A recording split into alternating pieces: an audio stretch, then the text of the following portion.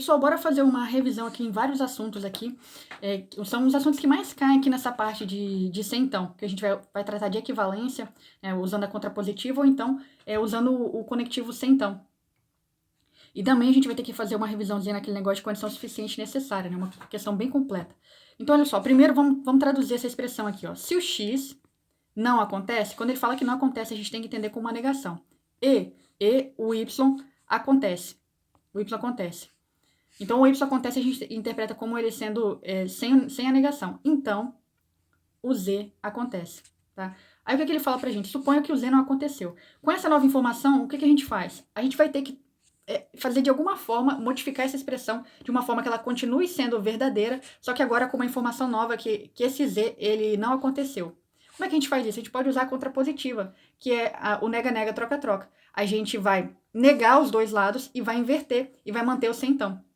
Eu vou fazer aqui que você vai entender o que é. Então, ó, vamos negar os dois lados, né? Então, a gente vai negar esse z. A gente nega o z, ele vai ficar não z. E a gente vai negar tudo isso aqui também, ó. Nega isso aqui. E daí a gente vai inverter, vai jogar uma que era para um lado e vai jogar para o outro. E aí vai ficar assim, ó. Não z. Então, e a gente nega essa expressão toda, x ou não y. Então, essas duas expressões, elas são equivalentes, tá? Elas são equivalentes. Essas duas expressões são equivalentes.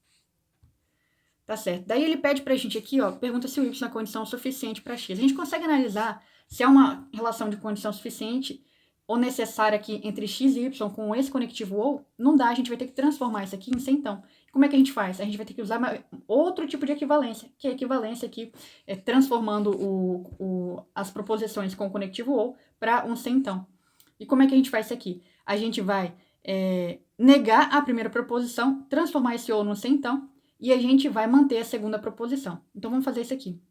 Nega a primeira proposição, a gente vai ter não x. A gente vai transformar em centão e a gente vai manter a segunda proposição. Então, vai ficar não y. Mas olha só, pessoal, a gente não tem proposição aqui com negação, e as duas estão com negação. Então, a gente pode usar mais uma vez a equivalência do centão para a gente conseguir tirar esses sinaizinhos negativos aqui, ó. Essas cantoneiras aqui, ó. Como é que a gente tira essas cantoneiras? A gente vai ter que fazer a contrapositiva novamente. E aí, inverter os dois polos, né? Joga o y para o começo, coloca o centão e traz o x para o final. Então, vamos fazer isso aqui. O que era não y vai ficar como y, e o x, o não x vai ficar como x. Tá? Agora sim. E aí, a gente pode só pegar esse z e colocar aqui na frente, ó. Não z. Não z, então. Não z, então y. Então x. Agora sim, com essa expressão aqui, a gente consegue resolver a questão, né? Bom, então vamos ler as alternativas. O y é condição suficiente para o x? Y é condição suficiente para o x? Verdade, ó. Por quê? Porque quando está antes do c, então, a gente tem condição suficiente. Essa parte inicial aqui, ó, lembra do c. C alguma coisa, o s lembra de suficiente. A parte necessária é a segunda parte, ó. O x, ele é necessário para y.